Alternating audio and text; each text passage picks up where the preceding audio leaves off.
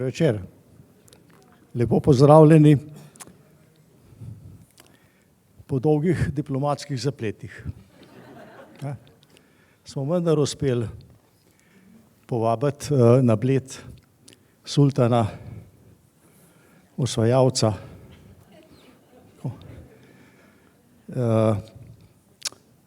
Vojsko ima zunaj pred festivalno, tako da vprašanja niso vestna. In bi mu izkazali čast, da nam spregovori nekaj besed, nas pozdrav. I vi, Aksamlar, dober večer. V mojih časih, ko sem bil še na oblasti, se je moje cesarstvo povečalo, sami veste, mogoče ste sledili nekomu, ki ve o meni povedati veliko, ampak to ni bilo vse. Sam sem poleg oblasti in širine svojega cesarstva širil tudi kulturo.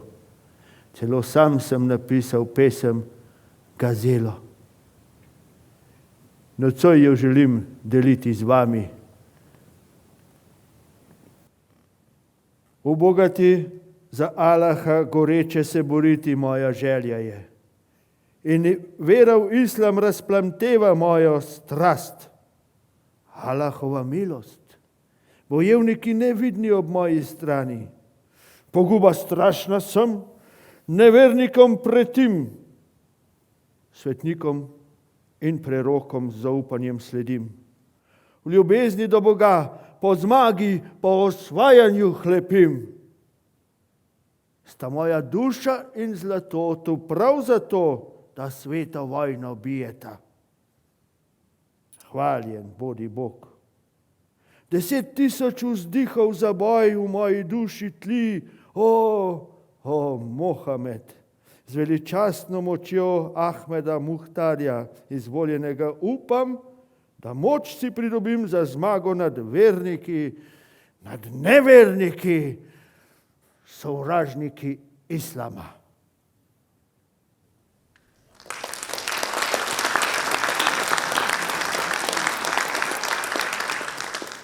No, kot omenjeno, danes sem na mirovni misiji na Gorenjskem. Z vami sem želel deliti kulturo mojega cesarstva in jo bom širil še naprej. Podam se v Bohinj. Tokrat se na obrnah ne obrnem. Guligule.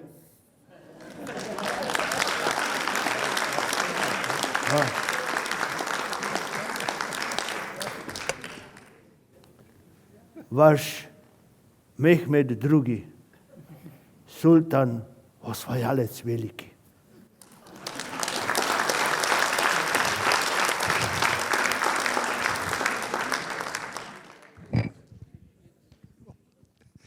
Ja, hvala lepa za to zanimivo in to osvežitev tega večera.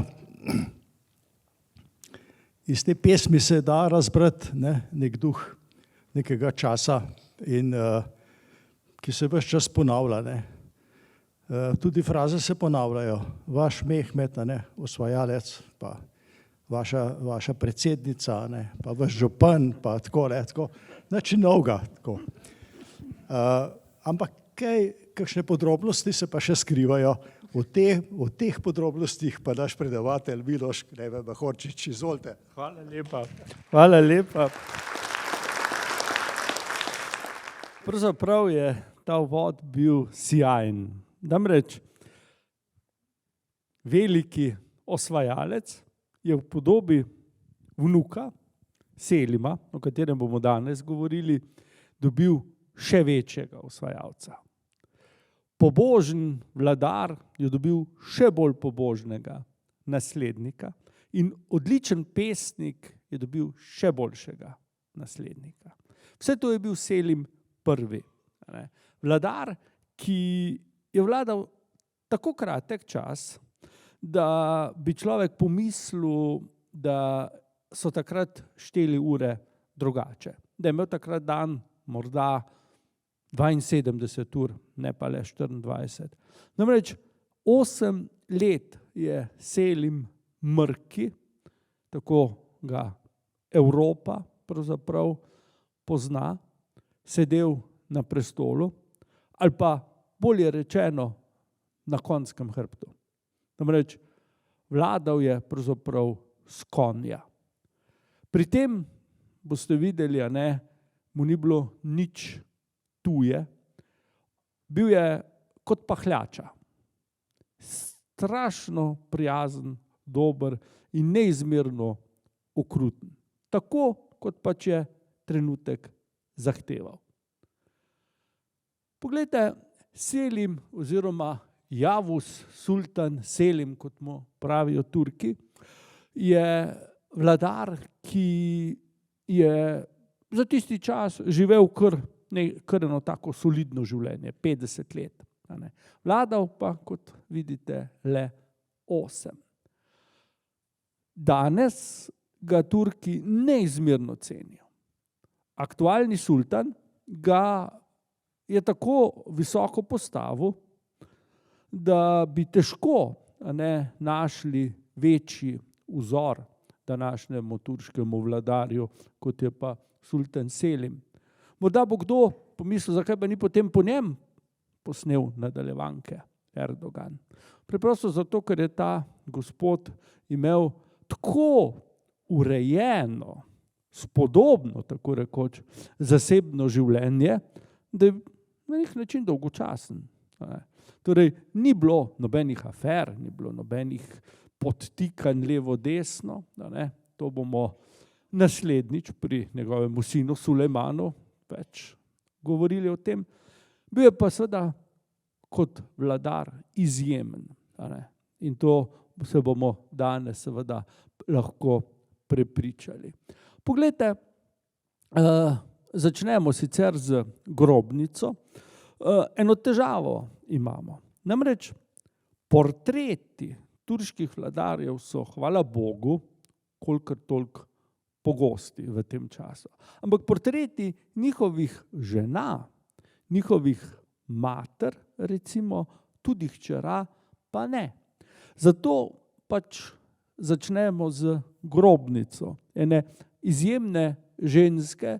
Gülbahar Hatun je bila mati kasnejšega sultana Selima I.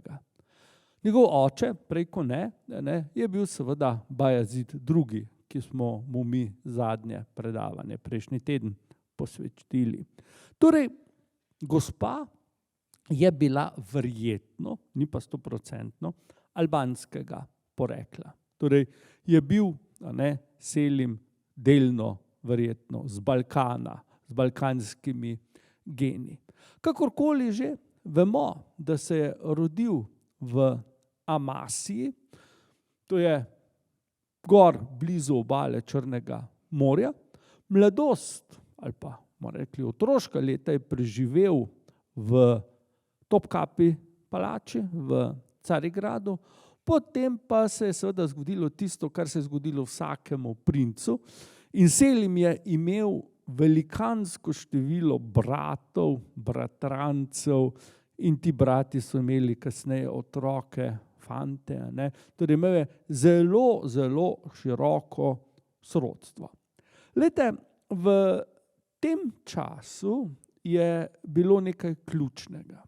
Namreč to, kdo je bila fantova mati. Ne pravzaprav njeno poreklo.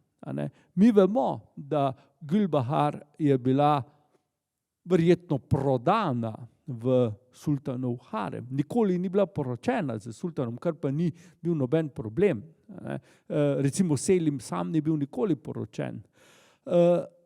Zakaj je to tako pomembno? Namreč, ko se je fant rodil, je njegovo vzgojo prevzela mati. Namreč oče sultan se ni posebej zanimal za svoje potomce, ker jih je bilo enostavno preveč, sploh pa v tem primeru. Preveč, tako in drugače, kot bomo videli. In Selim je imel zelo dobro in ambiciozno mater.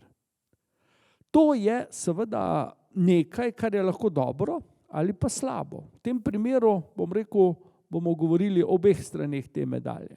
Slabo je bilo to, da je njena ambicioznost seveda vznemirila številne na dvoru, ki so seveda, ko je prišlo tako daleč, sultana prepričali, da je svojemu četrtorojenemu sinu, tako je pač bil Selim, četrti po vrsti, namenil za upravo eno zelo, zelo oddaljeno provinco. To je Trapezunt, Trabzon se danes imenuje po turško.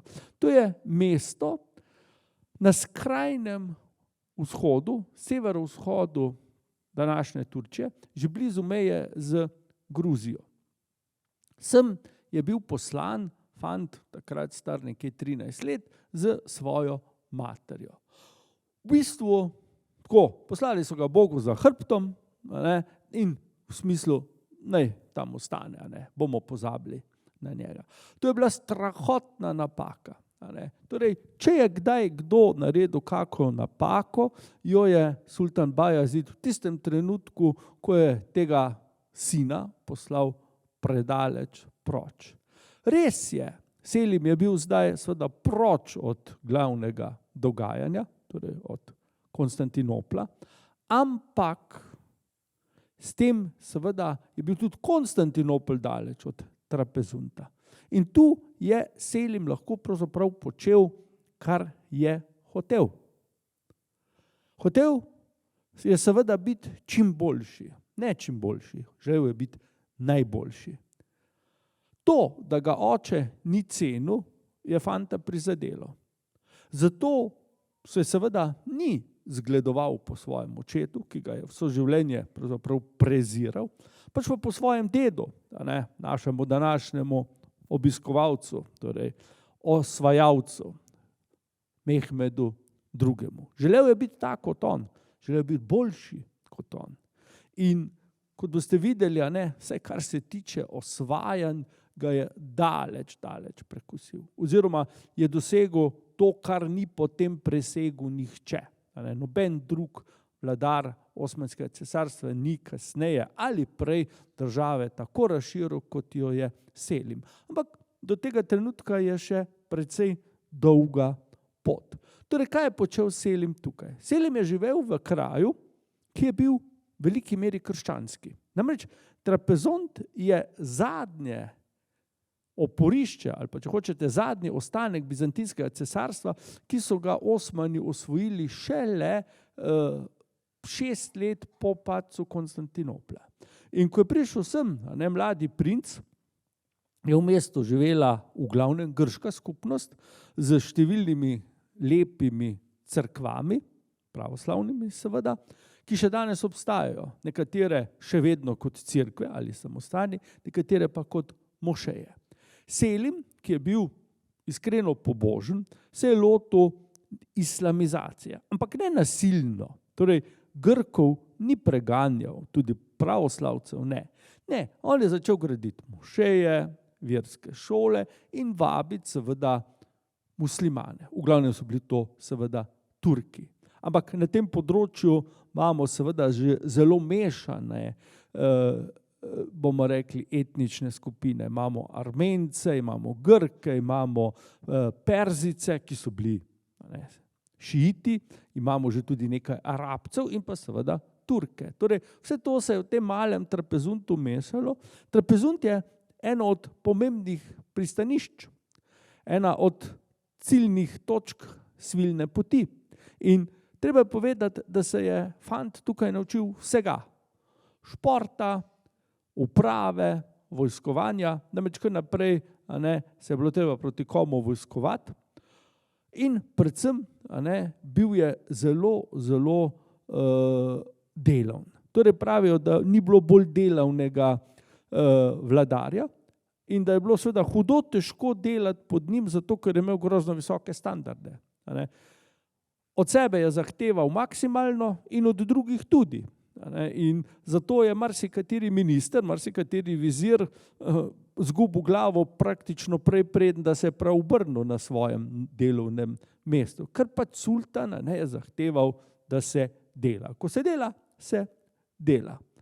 Torej, veliko stvari se je takrat Trapezuntu naredilo. Med drugim je dal Selim zgraditi tudi nov akvedukt, utrditi trdnjavo, vse seveda z namenom, da ta teritorij zavaruje pred svojimi največjimi sovražniki in sovražniki cesarstva. To so bili Perzijci oziroma Iranci pod Safavitsko dinastijo, ki je takrat že načeloval šah Ismail I, najbrž najbolj zagrizen nasprotnik našega Selima. Poglejte, tukaj vidimo primer, kako je se seveda širil islam. Imate lep primer stare bizantinske cerkve, stolnice, ki pa so jo potem dozidali minaret in je postala mošeja. Torej, ni bilo veliko za storiti in to se je kar pogosto v tem času dogajalo. Poglejte, Selim je v Trapezuntu, tukaj vidimo sodoben spomenik njegov, dočakal tudi polnoletnost in seveda zdaj je prišla tukaj še ena njegova dolžnost. Moral je imeti otroke. Moral je imeti sinove. In Selim se glede tega odločil za politiko. Mi bomo rekli, da je bil človek, ki verjetno ni imel veliko časa za čustva. Vse je gledal strogo razumsko in ravno zaradi tega je bil morda tako zelo uspešen. In še nekaj. Selim je strogo ločil zasebno od državnega. Domače življenje od javnega življenja. In to je seveda prav nenavadno. Podobno je ravnal tudi njegov slavni ded, Mehmed II. Kakorkoli obrnemo, je zdaj nastopil čas, seveda, da Selim dobi pač žensko družbo. Selim si je vzel dve priležnici, dve ženski. Obe dve sta bili grškega porekla. In zdaj se začnejo rojevati otroci. Za tisti čas med dve ženski in nobene žene, to je bilo skoraj tako, da je bilo že malo čudno. Ampak Selim je verjetno že v tistem času se odločil nekaj, kot bi mi danes zelo strokovno rekli, načrtovanje družine. Točno je vedel, kaj hoče. In seveda, ko je prva priležnica zanosila, je šel k drugi. In bil z njo. Potem je ona zanosila, počakal, da je ta prva rodila in tako je šel. Cak, cak, cak, cak. In vsakemu rodi po 6 hčera. Torej 12 hčerk je imel. In potem se zgodi tisto, kar je seveda čakal. Namreč njegova, ena od teh dveh priležnic, vidimo, Ajša Hafsa, mu je rodila sina. Sina, ki je dobil ime Sulejman. Takrat se je pisalo leto 1494 in Selim je bil navdušen. Dobil je sina, dobil je naslednika. In veste, kaj je zdaj naredil? Nič več seksa z ženskami. Odločil se je, en sin je dovolj. Vemo, da je imel potem stike z moškimi, ne vemo, kdo so bili, ker pač so bili zanj popolnoma nepomembni. Obe dve priležnici sta ostali skupaj z njim in so živeli eno tako, bom rekel, skoraj da sodobno življenje. Namreč Selim pri vseh krutostih, ki so mu jih pripisali, je bil izredno dober sin svoje matere, zvest pravzaprav svojima dvema priležnicama, ker potem, ko se rodi sin, nobene ženske več, in ti dve sta bili čist zadovoljni s tem, in kar je še zelo pomembno, ali pa najbolj, bil je izredno dober oče. Vsem 12 hčeram in enemu sinu. Zdaj Selim je bil fizično zdrav, zelo močan moški in je rekel, verjetno, tega ne moramo vedeti, ampak pač, če bi se mojemu Sulejmanu kaj zgodilo, bom pa naredil novega sina. Ampak do takrat, ko je Sulejman živ in zdrav, bo on edini moj sin. In to se je izkazalo seveda kot, da ne rečem, preroško. Zgodovinarji, predvsem že osmanski, pa tudi turški današnji, ga na vse pretege hvalijo zaradi tega takega razmišljanja. Celo smo pač to homoseksualnost nekako, a jo ne omenijo, ali pa rečejo, da je pa že Allah odpustil, glede na to, kak fajn sin je Sulejman potem postal. V vsakem primeru, za vse je bil Selim v tem pogledu nekaj izjemnega. Zdaj pa seveda človek se vpraša, zakaj je tako razmišljal in deloval. Namreč Selim je nekaj vedel. Če bo on sam želel postati sultan, bo moral iti skozi morje krvi. Namreč ne le, da ima 3 starejše brate, ki imajo več pravice do prestola. Ti bratje imajo sinove in vsak po več njih. Poleg tega so še mlajši bratje z svojimi sinovi, pa še kakšni bratranci. In Selim je vedel, da bo treba vse te odstraniti. Da bo avtomatsko veljal za krutega, pa še kaj drugega. Ker če hoče zmagati, ne sme pustiti niti enega pri življenju. Selim je sicer bil strog vladar, tudi krut, ampak nekaj pa lahko rečemo, ni v tem užival. Vedel je, kaj mora storiti in tudi zakaj mora storiti. Da bi pa, bomo rekli, pobijal ljudi, zato ker mu bilo to všeč, to pa niti slučajno ne. Torej, Selim je zdaj živel eno tako lepo življenje s temi dvema, pa rečemo, ženami, sinom in pa seveda z temi, torej pa svojo materjo in jasno, tu so preživeli v Trabzuntu kar nekaj lepih let. Tukaj je Sulejman zrastel, treba je povedati, mi vemo iz potem Sulejmanovih zapiskov, pa tudi Selimovih, Selim se zelo rad pohvali svojim sinom, kako je brihten, kako je dober konjenik, kako dobro zna streljati z lokom, kako dobre pesmi piše, kako zna govoriti ta pa jezik.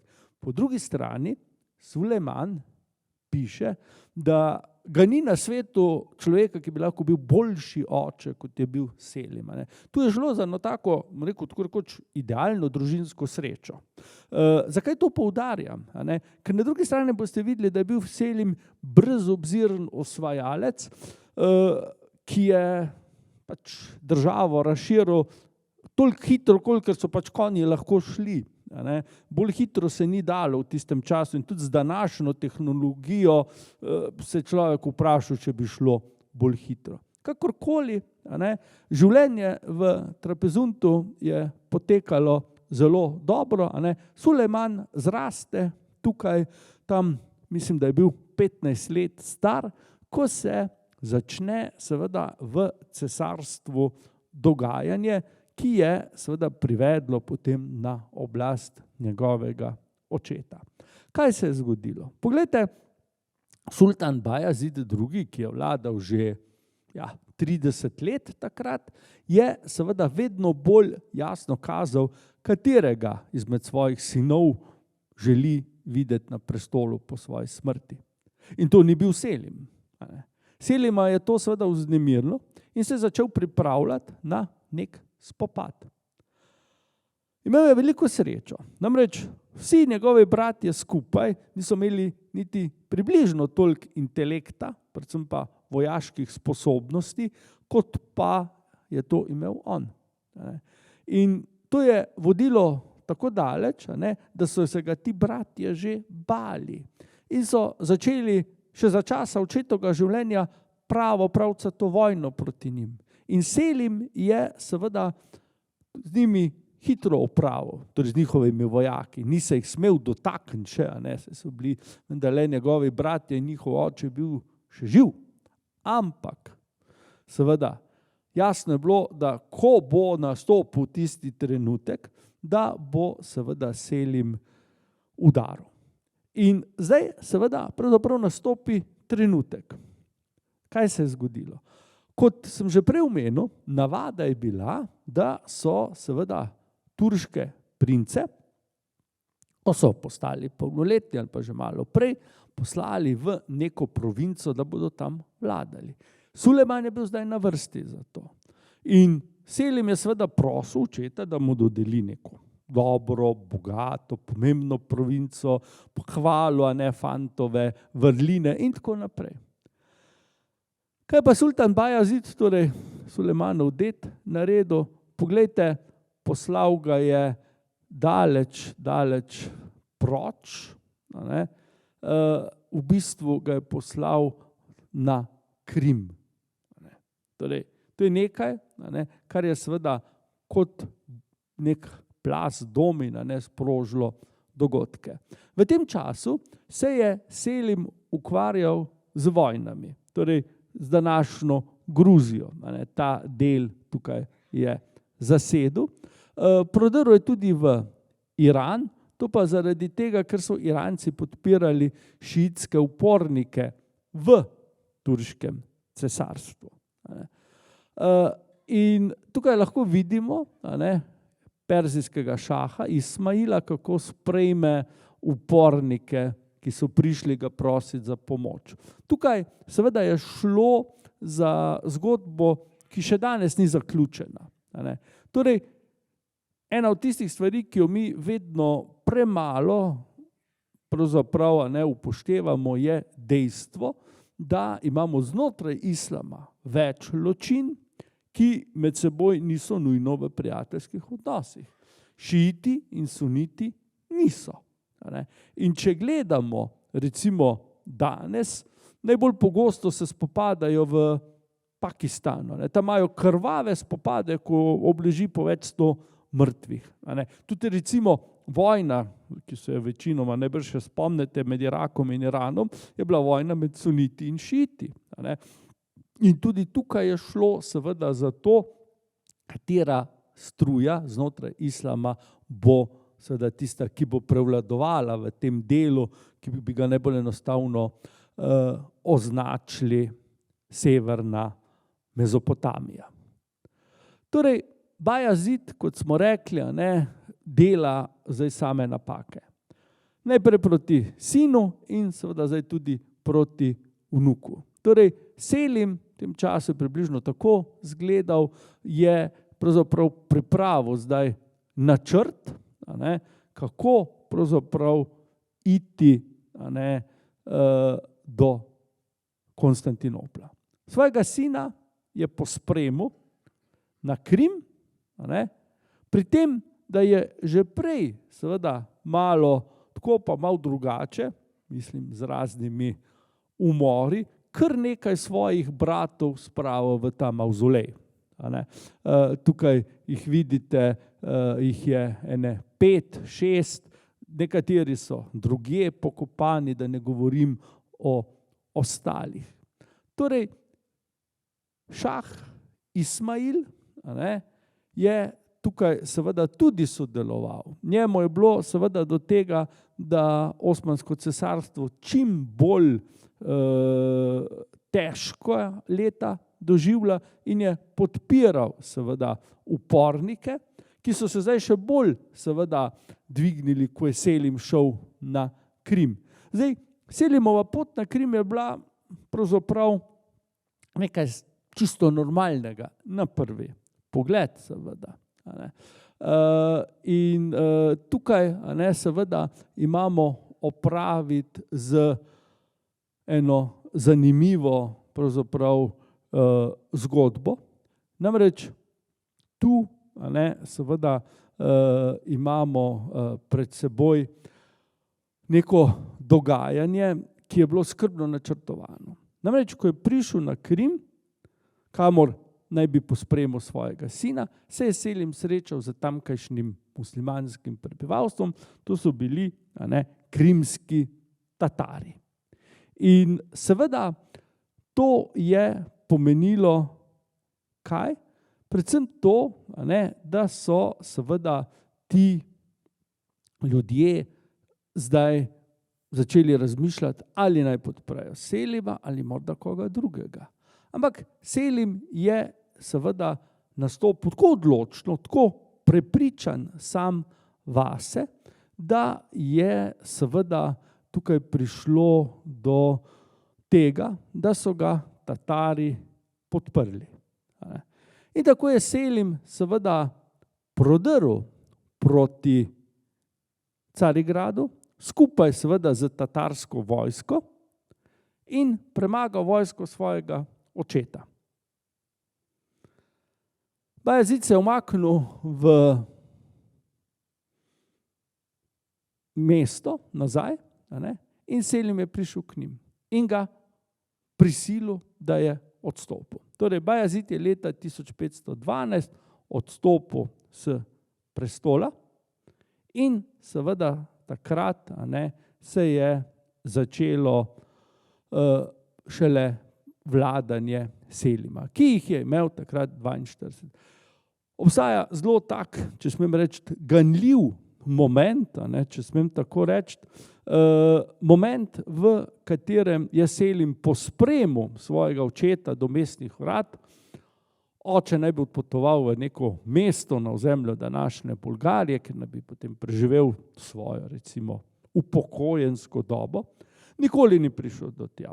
Umrl je na poti. Nekateri pravijo, da ga je Selim dal umoriti, nekateri pravijo, da je umrl naravne smrti, od žalosti in tako naprej. Kakorkoli že.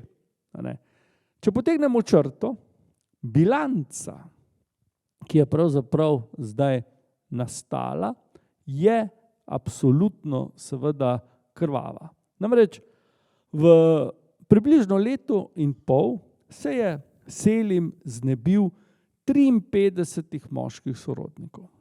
Noben drug sultan kaj takega in mi lahko mirno tukaj rečemo, da je Selim seveda z mislijo na to, kaj se bo zgodilo, tudi se odločil, da bo imel enega samega sina. Namreč več kot očitno ni želel, da bi njegov dragi Sulejman moral bresti po krvi, da bo prišel do prestola. In to je tisto, kar je seveda ključno pri vsem skupaj. Torej, Selim je bil zdaj sultan, Sulejman je bil prestolonaslednik in vsi so vedeli to, da bo Sulejman seveda postal cesar nekega dne, ne da bi seveda moral za to kogarkoli spraviti s poti. In po tem širokem prilivanju krvi, ki ga je uprizoril Selim, je seveda bil ta obet več kot pa nekaj lepega. Torej, s takimi, recimo mešanimi občutki, na eni strani grozo, na drugi strani pa seveda tudi nekim olajšanjem, se je začela Selimova vlada. Poglejte, Selim je zdaj trdo delal z ministri. Zanimivo je, da je zelo natančno pravzaprav skušal urediti notranje razmere, predvsem zaradi tega, ker je seveda načrtoval pohode, vojne pohode, ki so seveda bili pravzaprav glavni cilj njegove vlade, ampak to je seveda lahko počel le v primeru, da je v državi mir. In tako Selim z neverjetno hitrostjo, lahkoto in, kar je seveda ključno, uspešnostjo reformira državo. Od uprave do financ, do seveda državni aparat, tudi verski aparat. Torej, vse je bilo zdaj pripravljeno na neko veliko širjenje. In kam seveda pravzaprav je usmeril svoj prvi napad, je bilo popolnoma jasno. Šah Ismail, torej vladar Perzije, je bil tisti, ki je seveda ga najbolj motil. Še iz časa, ko je bil Selim pač v Trabzontu namestnik, guverner, ga je seveda ta država zelo motila. Selim je čisto formalno se lotil vojne z nekimi kvazi pogajanji. Zanimivo je, da je Selim, ki je tako zelo sovražil Iran, v glavnem pisal v perzijskem jeziku in vojna napoved se je zgodila v enem takem čisto njegovem stilu, če smem tako reči. Torej, perzijski poslanec, ki je prišel na njegov dvor, je sultana užalil. Sultan mu je dal odsekati glavo in na to njegovo glavo je pribil žebljem vojno napoved. Vojno napoved je napisal sam in to v verzih. In to glavo z vojno napovedjo so poslali šahu Ismailu. Torej, prva vojna v Selimovi vladi in pa tudi seveda prva vojna sploh med safavitskim Iranom in pa Osmanskim cesarstvom se je zgodila leta 1513. Torej, Selim je bil šele pol leta na oblasti, zbral je veliko vojsko in z njo krenil preko celotne Anatolije na območje današnjega severnega Irana. Do mesta Tabriz. Tabriz je bil tedaj prestolnica Irana in Selim je mesto zasedel, pregnal sultana, ki se je umaknil v notranjost dežele, sultana Šaha, v mesto Isfahana, torej daleč od Tabriza. In zdaj seveda se tu nekaj zgodi. Iran je bil poražen, tako rekoč je bil šah na tem, da izgubi prestol, glavo in državo, vse po vrsti. Tu se pa zdaj seveda Selimu upre vojska. Namreč, vi morate vedeti nekaj. Turška vojska je bila sicer številna, dobro izurjena, ampak nevajena takih vojaških pohodov. Poglejte, od časa, ko je vladal Mehmed osvajalec, je minilo že več kot 30 let. Bajazid II je seveda nekaj vojaških spopadov imel v svojo vlado, ampak to so bile bolj praske. Kaj tako veliko poteznega, kot je pa Selim seveda imel v mislih, pa se ni dogajalo že 50 let. In vojaki so zdaj seveda bili pomehkuženi. Namreč ugotovili so, da sultan nima namena, zdaj ko je zasedel Tabriz, iti nazaj domov, pa jih poslati k ženam, pa seveda otrokom, pač pa, da misli kar ostati tam v Tabrizu in od tam nadaljevati vojno. In vojaki se uprejo. Selim je bil besen, ampak v bistvu ni imel kaj za narediti. Vojsko je rabil in tako se je Selim seveda hočeš, nočeš moral vrniti domov, torej v Carigrad, še raje je bil v Odrinu in je zdaj seveda načrtoval novo vojno, torej nov spopad. Tukaj zdaj lahko vidite širitev cesarstva v času Selima, torej da si lažje predstavljate. Tukaj nekje je bila meja med na eni strani mameluškim Egiptom in pa to safavitsko Perzijo. Tukaj nekje je mesto Tabrisa, kjer je Selim tako uspešno zdaj ga zasedel, ampak se je moral vrniti nazaj, k Carigrad oziroma v Odrin. To je seveda, bomo rekel, pomenilo na nek način svojvrsten poraz. Namreč Selim si je vendarle vse skupaj malo drugače predstavljal, po drugi strani mu je dalo pa še več zagona. Torej, kaj je Selim zdaj naredil? Jasno, najprej je moral vojsko pač malo zvežbati. Ne fizično, tam ni bilo nič narobe, pač pa v glavah. Torej, ti vojaki, ki so bili malo preveč pomehkuženi, malo preveč zapečkarski, so morali postati pravi vojaki. Torej, je Selim seveda na veliko zamenjal poveljniški kader, postavil mlade, bojaželjne, ljudi na vodilna mesta, ljudi, ki so se seveda zgledovali po njim. Zdaj, Selim seveda v tem času ni bil več mlad, bil je pač čez 40 let star, za tiste čase so bila to že olala leta, konec koncev je bil že oče, smo rekli 13 otrok, ki so bili, vse hčerke in pa Sulejman so bili takrat že polnoletni, torej v tem, in je bil že dedek takrat Selima, pri svojih recimo 43 letih, takrat, se malo hecno dan sliši, ampak tako je pač bilo takrat.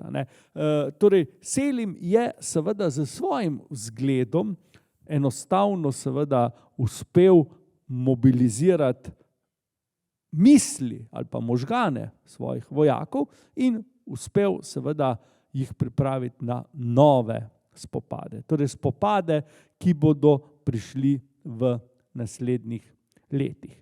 Torej, po malu tega počitka je seveda sledil nov pohod. Tukaj lahko vidimo še ta pohod proti Tabrizu, in to je območje, ki ga je seveda zdaj nadzoroval Selim, ampak seveda to območje ni bilo zavarovano, torej v tem smislu, da bi Selim lahko mirno seveda doma spal ali pa se seveda tudi začel pripravljati na kaj drugega. Selim je bil ne samo odličen vojskovodja, pač pa tudi diplomat. Zdaj, kaj je bila glavna njegova ideja tukaj? Selim se je zavedal, da je njegova država in njegova vojska sta močni, ampak, če bi se pa safavitska Perzija povezala z mameluškim Egiptom, bi pa seveda skupaj bili ti dve državi močnejši. In to seveda ne bi bilo nekaj nemogočega. Je pa Selim bil seveda brihten, premeten, bomo rekli, zvit, in je seveda to v kali zatrl take ideje. Namreč v Egiptu je dal razširiti vest, da se bo mameluški vladar, ki je bil hkrati tudi kalif, torej poglavar verujočih, povezal z odpadniškim, šiitskim Iranom, šahom Ismailom. In za seveda pravoverne sunite je bil to smrtni greh. Torej, javno mnenje je bilo proti temu. Seveda to je samo ena plat medalje. Na ta drugi strani je pisalo pa kaj. V Perziji je pa Selim razširil vest, da bo šah v zameno za podporo Mamelukov Iran spremenil v sunitsko državo. In jasno, tudi v Iranu, veste, kako je ta šiitski kler pomemben še danes, pride do protestov. To pa že ne, tega pa ne bomo dovolili. In s tem je seveda Selim uspešno sprl ena in drugo silo. Namesto da bi se povezali, sta si med seboj zdaj začeli nagajati. In to je tisti čudoviti, lepi, stari pregovor, kjer se prepirata dva, tretji dobiček ima. In seveda Selim je bil tisti tretji, kot bomo videli, in dobiček je bil velikanski. Torej, poglejte, leta 1514 Selim krene ponovno nad Iran. Tokrat seveda ni bilo debate, kaj seveda je namen tega pohoda, torej popoln poraz Irana. In to, kar vidite na tej zelo lepi sliki, zanimivo, to je slika, ki je nastala v Iranu in je še danes v Iranu, v Isfahanu, lahko vidite Selima na belem konju, kako podi perzijskega šaha. Torej, bitka leta 1514, Haldiran je kraj, je bila najbrž ena največjih zmag kakega osmanskega sultana nad nasprotniki. Ta dogodek je seveda zanimiv. Namreč gre za spopad znotraj islamskega prostora. Na zahodu so seveda že v tem času Selimu kovali verze v čast, da ne rečem postavljali spomenike. Namreč zahodna Evropa, taka kot je bila v tistem času, seveda niti približno ni bila sposobna se postaviti proti Turkom. In to, da je Selim seveda svoje vojske pošiljal nad druge muslimane, se jim je zdelo kot božji dar. Torej, in dejansko zahodni pisci, zgodovinarji in seveda kronisti tistega časa ga kujejo v same superlative. Pravijo, da poleg Aleksandra Velikega in pa Julija Cezarja ni bilo večjega osvajalca. V tem pogledu se niti ne motijo. Ampak hočem reči, da Selimovo vojskovanje z drugimi muslimani na zahodu seveda vzpodbudi neka pozitivna čustva. Selim velja za junaka, tako rekoč za zaveznika kristjanov, kar nikakor ni bil, ampak vendarle. Selim je za krščanstvo pomenil eno zelo, zelo dobrodošlo pauzo, ko se ni bilo treba bati osmanskih vojakov. Na drugi strani so seveda Iranci utrpeli strahovit poraz. Tukaj lahko vidite pokopališče, ki so ga kasneje uredili, to sta dve množični grobnici, ki še danes stojita, vidite, da je pa od te bitke 510 let minilo, in pričata o tem, kako strahotne so bile žrtve, ki jih je seveda zdaj doživel Iran. In poglejte, poraz je bil tako hud, da je se moral Iran odpovedati številnim ozemljem. Torej, Osmansko cesarstvo se je razširilo na teritorij današnje pravzaprav vzhodne Turčije, severne Mezopotamije, in Selimova vojska je prodrla vse dol do današnjega Kuvajta. Torej, Selimovi vojaki so prišli na obalo Indijskega oceana. Perzijski zaliv je pač del Indijskega oceana. In seveda to je dogodek, ki so ga potem v Osmanskem cesarstvu zelo, zelo proslavili. Iran je bil zdaj vržen iz tega kluba velesil. Pravzaprav je skoraj čudež, da je šah Ismail še vedno ostal na prestolu, ampak je. In seveda, verjetno predvsem zaradi tega, ker je Selim jasno zdaj svoj pogled upiral proti mameluškemu Egiptu. Namreč tamkajšnjim vladarjem je končno postalo jasno, da so zdaj popolnoma sami. Kdo jim bo pomagal? Nihče. Zavezništva z Iranom ni bilo mogoče vzpostaviti, namreč Iranci niso bili v stanju, da bi sebe branili, kaj šele, da bi komu drugemu pomagali. In tako je seveda na eni strani zdaj bil Selim z svojim povečanim cesarstvom, z veliko vojno slavo. Taka zmaga je seveda vojake prepričala, da je njihov sultan tako rekoč od Allaha poslan kot vojskovodja in so se bili pripravljeni tepsti na žive in mrtve. Na drugi strani pa mameluški vladarji niso več vedeli, kaj naj storijo. Pravzaprav so samo čakali.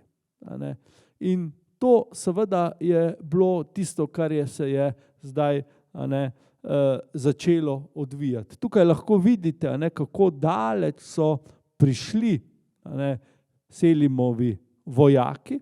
Torej, to je bilo prej že osmansko območje, tukaj pa seveda pridejo do Kuvajta, pa še celo tule naprej dol.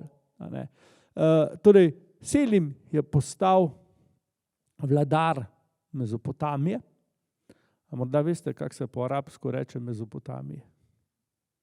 Veste. Al Džazira. To je Mezopotamija. Torej, če boste kje videli na zemljevidu, ker sem prej imel tudi enega arabskega, da piše Al Džazira, pomeni Mezopotamija po naše. Ali Medrečje v slovenščini. Torej, gre za seveda en zelo pomemben dogodek, ki je seveda Selima navdal z, bomo rekli, razmišljanji, ki so šla preko pravzaprav samo nekih političnih, vojaških meja, pač pa je Selim razmišljal mnogo širše. Boste kmalu razumeli, kaj s tem mislim. Torej, Selim se je zdaj za kratek čas vrnil domov in spet garal ko nor, da ne rečem z šibo tepu ministre, da so bolj delali in spet dobimo eno celo serijo novih odlokov. Zakaj? Poglejte, Selim je svojo državo povečal za ogromno površino, torej za približno četrtino. In ljudje, ki so zdaj postali njegove podložniki, so sicer bili muslimani, niso bili pa Turki. Bili so Arabci, bili so Iranci, bili so šiiti, bili so suniti. Pa tudi kar nekaj kristjanov pride zdaj pod njegovo oblast. In vse to je bilo treba zdaj urediti, zakonsko urediti, da se seveda na teh novih ozemljih uveljavi zakonodaja Osmanskega cesarstva. Namreč Selim je dobro vedel, da kaj pomaga požreti toliko in toliko ozemlja, če ga ti ne moreš potem v miru prebaviti. In seveda preden, da se je lotil novih osvajanj, je speljal vrsto reform, ki so seveda v končni fazi imele en sam cilj. Da se novo osvojena ozemlja vključijo v pravni red Osmanskega cesarstva. In v tem pogledu je bil ravno tako uspešen kot na bojnem polju. No, tukaj pa sedaj imamo zemljevid Egipta, mameluškega Egipta, kot je bil v letu, ko Selim postane sultan. Če mi rečemo danes Egipt, si seveda zelo enostavno predstavljamo, kaj to je. Takrat pa seveda Egipt ni bil samo to, kar je danes, pač pa mnogo več. Poglejte, segal je nekje do sem, torej mi bi rekli Libanon, Sirija, potem imamo Izrael, imamo Jordanijo in pa tule dol. Poglejte, sem vse do Meke, Medine in še naprej v današnji Jemen. Vse to je bila mameluška država.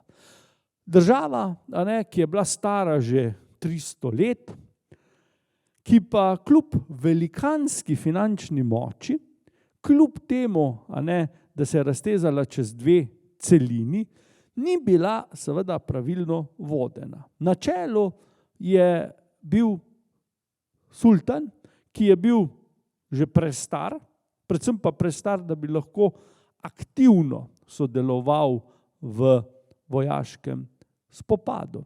In to je bila seveda stvar, ki je Selim ni zamudil. Lotil se je seveda vojne prav v trenutku, ko bi seveda mameluški Egipt nujno rabo neki miru, da bi stari sultan odšel, pa novi prišel, pa se malo na noge postavil. Seveda, Selim jim ni tega pustil. Tukaj vidite sliko iz 19. stoletja, ki nam kaže sultana pozadi piramide.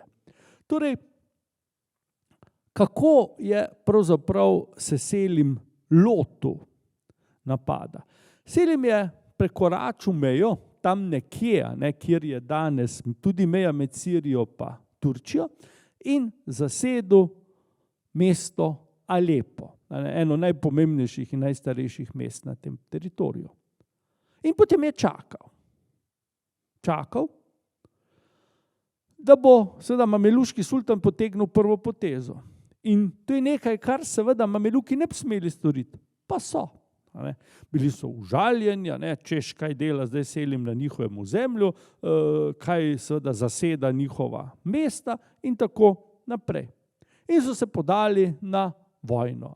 Torej, vsa vojska Egipta in še nekaterih drugih pokrajin se združi in za svojim sultanom na čelu odkorakajo na sever.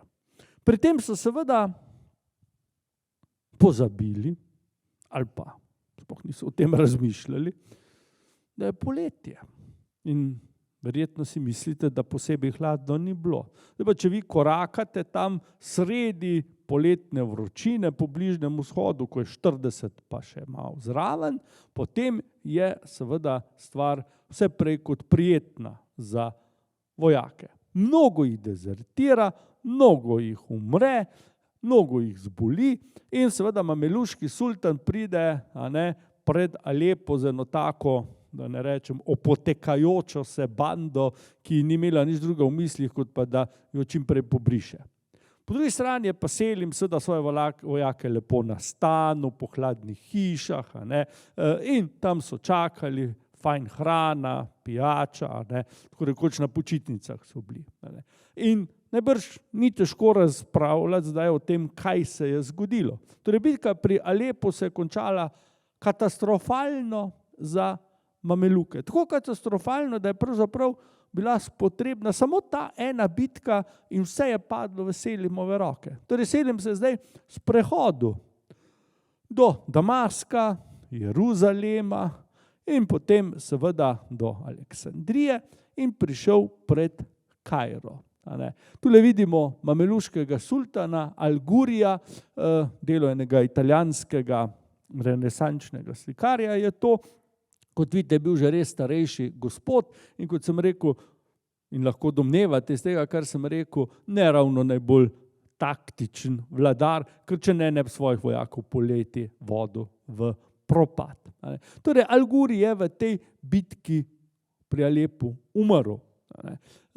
In seveda to je tudi pomenilo velik udarec za mameluke, ki so sicer zdaj dobili novega vladarja, ampak seveda to je, bom rekel, bilo pravzaprav zelo, zelo nepomembno.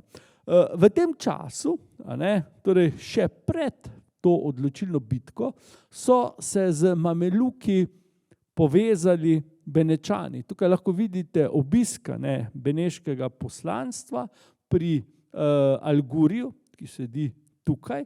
Namreč Benečani so zelo napak razmišljali, ko so si predstavljali, da bodo mameluki, ki so bili vendarle najbogatejša država tega dela sveta, premagali Turke in so seveda že vnaprej si želeli zagotoviti razne koncesije na ta račun. No, to je bil tak lep račun brez krčmarja ali pa brez Selima, kakor hočete, in seveda od vsega tega ni bilo ravno veliko oziroma ni bilo nič. To, da se Selim ni maščeval Benečanu, je pravzaprav pravi čudež. Poglejte, tukaj lahko vidite opremo tedanje osmanske težke konjenice, ki jo hranijo v enem od pariških muzejev. Vidite, da izgleda konjenik skupaj s konjem, tako kot en tank. In seveda, če si ti bil v taki bitki, tako opremljen, ti je bilo zelo lahko. Še posebej, če si bil fajn nahranjen, fajn bomo rekli, pač tudi napojen. Na drugi strani so bili pa Odžej in Lakote, tako rekoč umirajoči nasprotniki, potem ni šlo, bom rekel, posebej težavno do zmage. Kakorkoli že, tukaj lahko vidite Selima na prestolu, kako mu Algurijevo glavo prinese. Torej, pokojnega sultana so našli, mu odsekali glavo in jo potem seveda prinesli vladarju, in to je bilo seveda pač dokaz, da je nasprotnik mrtev. Poglejte, z Algurijevo smrtjo umre tudi seveda aktualni kalif, torej poglavar verujočih. Selim je seveda zdaj sklenil, da bo on postal kalif. Ker je bilo sicer seveda v nasprotju z pravili, namreč kalif je lahko, tisti, ki vam ni ta izraz toliko blizu, to je tako kot pa muslimanski papež. Kalif je bil lahko samo nekdo, ki je bil neposredni potomec preroka Mohameda. Alguri je bil, Selim pa ne. Ampak kaj boš? Selim je bil zmagovalec. Selim je poslal svojo vojsko zdaj do Meke in Medine. Tam so se zabarikadirali. Selim je poslal poslance in je rekel, lejte, jaz ne pridem sem kot osvajalec, jaz pridem kot vaš služabnik, kot vaš varuh. In kot da bi Selim naročil, so se v tistem času pred Džedo, to je pristanišče, odkoder še danes najlažje pridete do Meke in Medine, pojavili Portugalci in napadli. In Selim je rekel, lejte, jaz sem vas prišel braniti, varovati. Arabci odprejo vrata in seveda Selim osvoji in Meko in Medino in zdaj, ker je bil de facto vladar teh mest, je seveda zase zahteval tudi naziv kalifa. Zdaj, zadeva je morala biti formalno pravno izpeljana in Selim je našel enega sorodnika, umrlega, Algurija, ki je bil zdaj upravičen do naziva kalifa in ta gospod je seveda Selima imenoval za kalifa. Postopek je bil zelo enostaven. Selim je menda v največji kairski mošeji pokleknil pred tega gospoda, ki ga je ogrnil z plaščem, ki naj bi nekega dne pripadal Mohamedu. Torej ta plašč mora biti star 900 let takrat. Dejstvo je, da še ta plašč danes obstaja. Torej, Selim postane kalif in njegovi nasledniki do konca Osmanskega cesarstva in še leto čez, natančneje točno do 100 let nazaj, do leta 1924 so kalifi. Takrat Atatürk odpravi kalifat in seveda s tem islamski svet ni imel več enotnega vodstva. Če gledamo danes, kaj se v islamskem svetu dogaja, bomo rekli, da je ravnal zelo narobe, ker kakorkoli gledamo, so Turki zelo zmirni muslimani napram kakim drugim, ampak pustimo.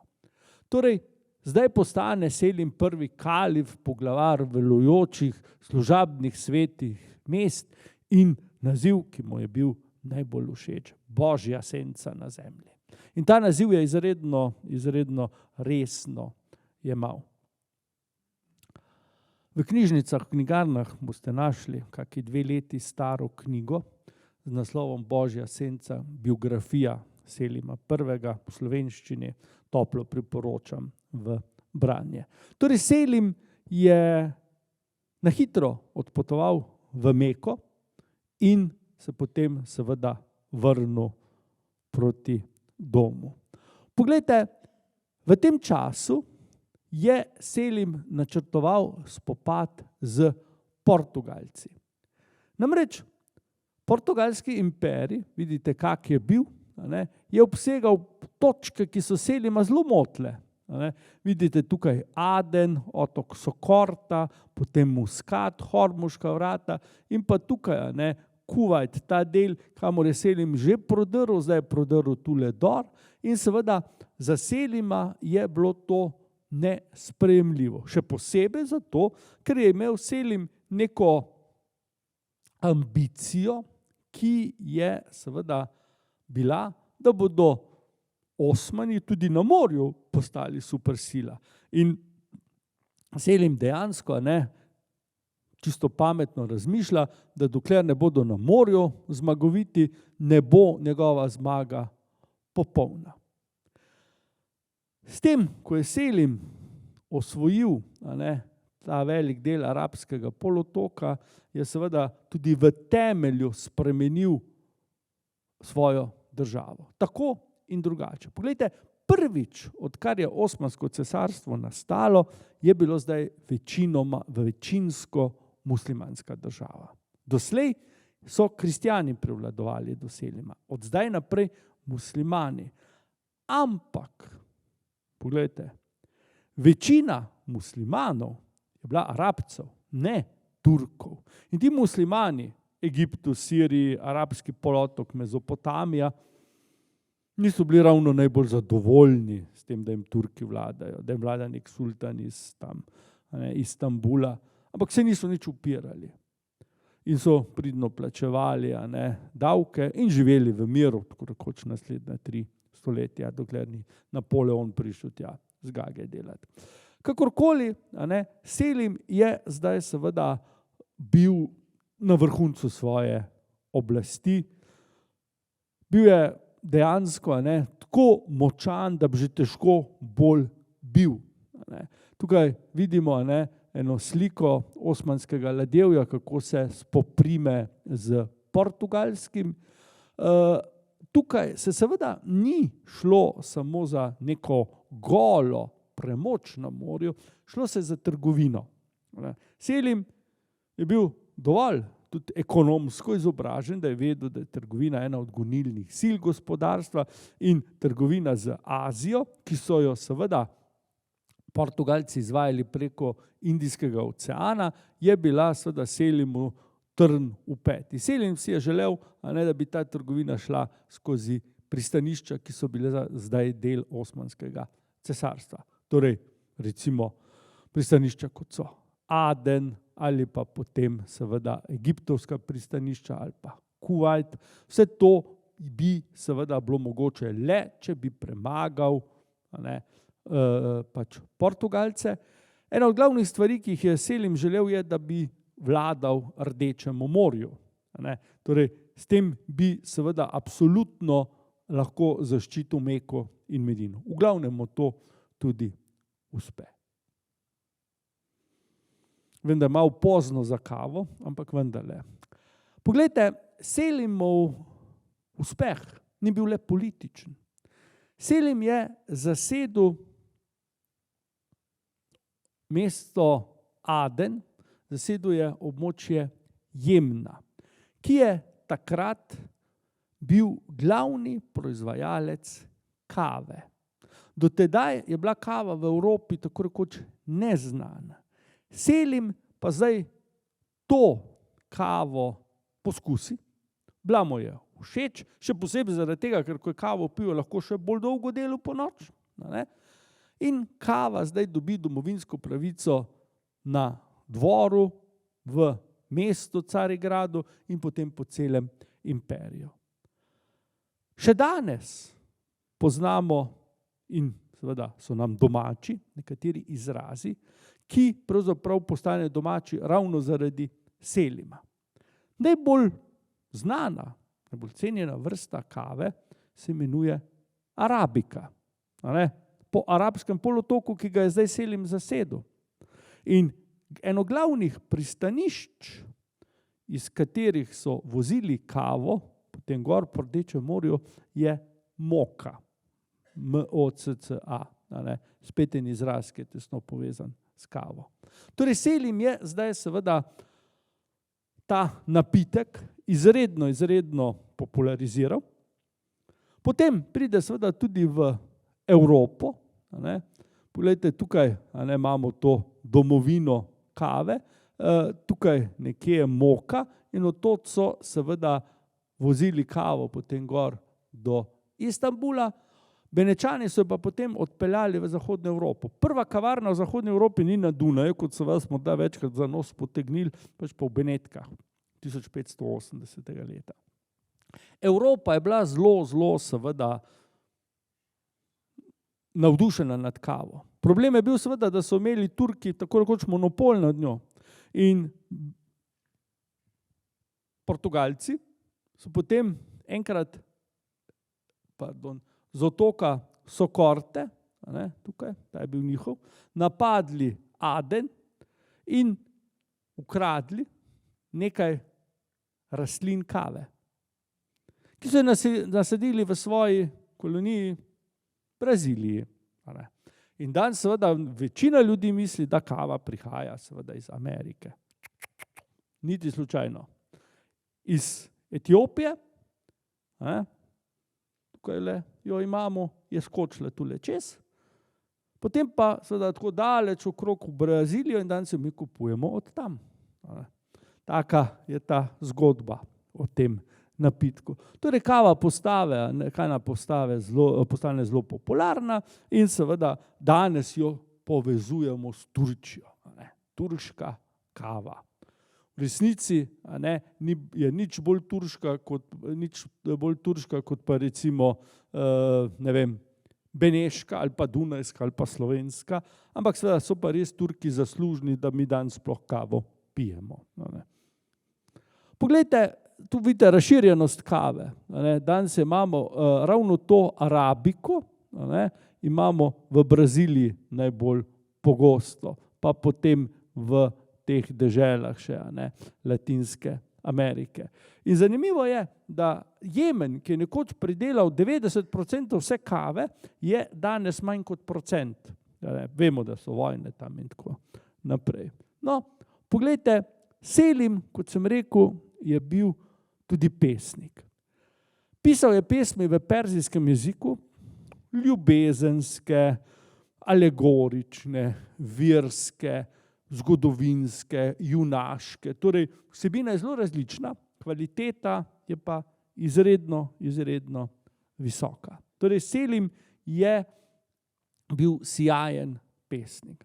Rad se je družil z, bomo rekli, iskrivimi ljudmi, bil je zelo velik ljubitelj tudi dobre hrane, pijače, vina, ne da bi bil pretiran ljubitelj vina, v tem pogledu je bil zmeren, sploh je bil zelo zmeren človek. Rad je užival, ampak z pametjo. In mi vemo, da v času, ko se vrne iz Egipta, se za kratek čas ustavi v Carigradu, potem ga pa zapusti, namreč v Carigradu izbruhne kuga. In Selim se preseli v Odrin, skupaj z obema priležnicama, z družino, razen Sulejman je bil seveda že na svojem delovnem mestu, torej bil je guverner ene od provinc in tam je živel zelo tako družinsko življenje. Vemo, da je vsak dan bil v družbi teh svojih dveh priležnic, ne da bi z njima karkoli še imel v smislu nekega spolnega življenja. Ne vemo, ali je bilo to njima všeč, verjetno njima je bilo zelo všeč zaradi tega, ker Selim ni imel nobene druge ženske. In vemo, kakšne hude spopade so ti haremi doživljali, tu sta se pa ti dve vse med sabo zmenili in sta bili več kot zadovoljni, ker sta bili edini dve pravzaprav ženski v življenju tega velikega sultana. Če seveda odmislimo teh 12 hčera, ki so tudi oboževale svojega očeta.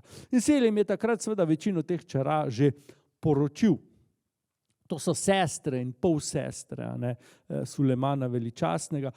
Tu je treba povedati, da so se ti otroci med sabo zelo razumeli, ne glede na to, da so bili od dveh mater, ki sta bili tudi med sabo prijateljci. Jasno, Hafita je bila malo višje, ker je rodila sina, ampak treba je povedati, da se, bom rekel, vse skupaj zelo tako prijateljsko odvija, ni bilo neke mržnje, nekega tekmovanja, dejansko so se imeli tako zelo radi. No, tukaj imate Selimove pesmi, a ne, torej še danes so jih dobite v knjigarni, a ne. Treba je povedati, da so jih precej kasneje šele prevedli v turščino, namreč bile so zapisane v perzijskem jeziku. Namreč Selim je rekel, da turščina ni toliko bogata, da bi lahko svoje misli lepo izrazil. In je seveda pisal v perzijskem jeziku. Danes se nam to zdi malo hecno. Morate vedeti, ne, da recimo ne tako daleč nazaj, v 18. stoletju, imamo pruskega kralja Friderika in imamo angleškega kralja Jurija III. Oba dva sta bila Nemca po rodu, čisto krvna, ki sta si med seboj dopisovala po francosko in to, kako bo ta Francijo napadla. Zdi se nam neumno, ampak francoščina je bila jezik elit. In tudi perzijski jezik je bil jezik elit. Zdaj, da je Selim dvakrat premagal Perzijce in jih nešteto pobil, to ni nič spremenilo. Selim je kot učenjak tudi ta jezik spoštoval in se v njem izražal. Poglejte, Selim je bil precej visok, torej skoraj da orjak za svoj čas in praktično do zadnjih mesecev svojega življenja zelo zdrav. Nobene bolezni ni imel, kot smo rekli, bil je zmeren v svojem uživanju in seveda vsi so računali, verjetno z njim na čelu, da bo seveda živel in vladal zelo dolgo. Kakšni so bili njegovi načrti v letu 1520, natančno ne vemo. Torej, vemo, da se je Selim pripravljal na vojno in to ni bila vojna proti kaki od evropskih držav. Ali je imel v mislih še eno vojno proti Iranu? Možno. Obstaja pa tudi neka druga varianta, ki pa seveda bi bila lahko za Selima usodna. Namreč mi imamo nekaj arhivskih dokumentov, ki govorijo, da je Selim seveda razmišljal, da bi napadel Maroko. Kar pomeni, da bi seveda moral svojo vojsko peljati okrog in okrog Sredozemlja do Maroka oziroma pluti z ladjevjem čez morje, kar bi seveda bilo tako rekoč nemogoče, ker Turčija ni imela toliko ladij. Morda bi jih Evropejci posodili.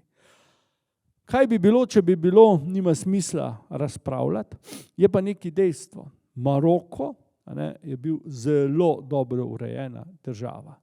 In morda, samo morda, to je samo hipoteza, bi lahko Selim tudi doživel poraz. Do tega ni prišlo nikoli, tako da samo navržem kot eno od možnosti.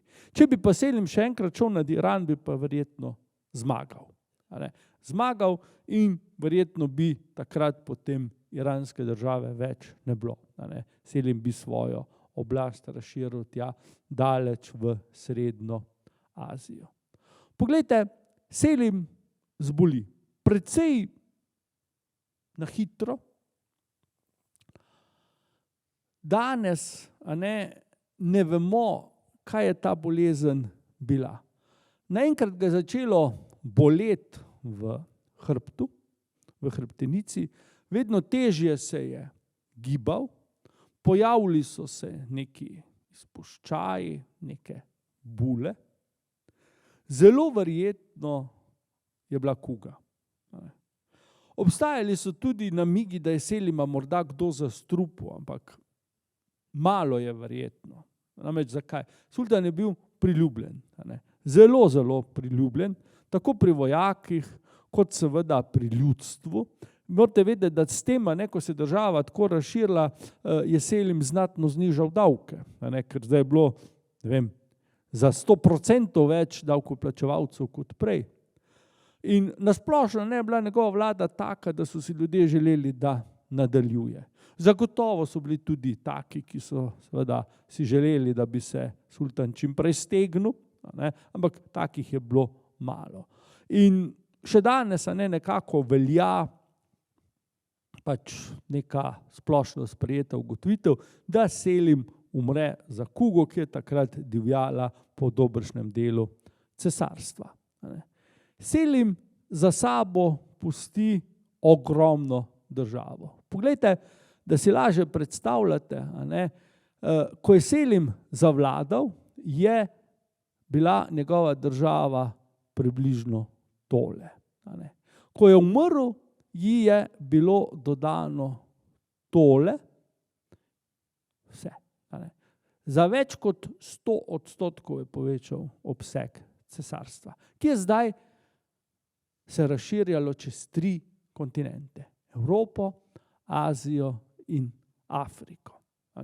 Njegov sin je potem še zaokrožil, bomo videli naslednjič, tukaj, pa tukaj in pa seveda tukaj. Torej, Selim umre in začasno ga pokopljajo v mavzoleju njegovega deda, Mehmeda II. Namreč Selim je vladal tako kratko, da si ni uspel zgraditi mošeje. Mošejo in grobnico je zgradil šele njegov sin, Sulejman Veličastni, tukaj vidite notranjščino, ki ni prav nič skoparil z denarjem za grob svojega očeta. Še več, mi imamo eno pravzaprav zelo ganljivo zgodbo. Torej, Selim umre v Odrinu in potem so Sulejmana, ki je bil pa v Amasiji, sredi Anatolije, obvestili, da je oče umrl, in Sulejman pride nazaj v Konstantinopel v trenutku, ko so tudi krsto z Selimovimi posmrtnimi ostanki prinesli. In pravijo, da je novopečeni sultan pomagal nositi krsto svojega očeta. To je edinstven dogodek. Noben sin, noben nov pečen sultan nikoli v zgodovini cesarstva se na ta način poklonil očetu. Torej, da je nosil njegovo krsto pri pogrebu. In seveda to nam najbolj od vsega ilustrira, kako je pravzaprav Sulejman Selima spoštoval. In mi bomo naslednjič videli, da je pravzaprav Sulejman vse življenje skušal prekositi svojega očeta. Na določenih področjih ga je, na določenih ga pa ni. Torej, gledajte, zahodni viri pravijo, da je bila Zahodna Evropa zelo žalostna, ko je Selim umrl. Razumljivo. Selim v vsem svoji vladi ni niti enkrat razmišljal o tem, da bi napovedal vojno Evropi. In za Evropo je bilo to seveda super, ker so vsi vedeli, kako velik vojskovodja Selim je, so vsi trepetali. Kaj bo, če se obrne proti njim? Tukaj imamo zelo znanega italijanskega zgodovinarja, Paolo Giovio je bil je tajnik papeža Leona X. In ta je seveda cel slavospev Selimu napisal, ki so ga potem objavili po vsej Evropi. Torej kot neke vrste nekrolog, pa bomo rekli spomenico ob smrti. Torej, ne samo, da je Turčija žalovala za sultanom, pač pa seveda tudi Zahodna Evropa. In to upravičeno. Namreč njegov sin, Sulejman, je najprej seveda udaril potem po Evropi. Torej, na nek način je bila ena zelo taka zla slutnja v glavah teh evropskih mislecev ob Selimovi smrti. In za konec, nekaj let nazaj je aktualni sultan dal zgraditi 3. največji most čez Bospor. Fotografija kaže pogled iz Bosporja v Črno morje. Do dneva, ko so most odprli, nihče ni vedel, kako se bo most poimenoval. In Erdogan je ob odprtju ga razglasil za most Selima I. Torej, toliko in toliko let po smrti sultana, pravzaprav 500 let, je dobil tak veličasten spomenik. Torej, za Turke je verjetno eden največjih, če ne celo največji izmed vseh sultanov. Torej, Selima je konec. Zdaj pa bo sultan zakonodajalec, mi mu pravimo veličastni Sulejman. Ampak čez en teden. Hvala lepa.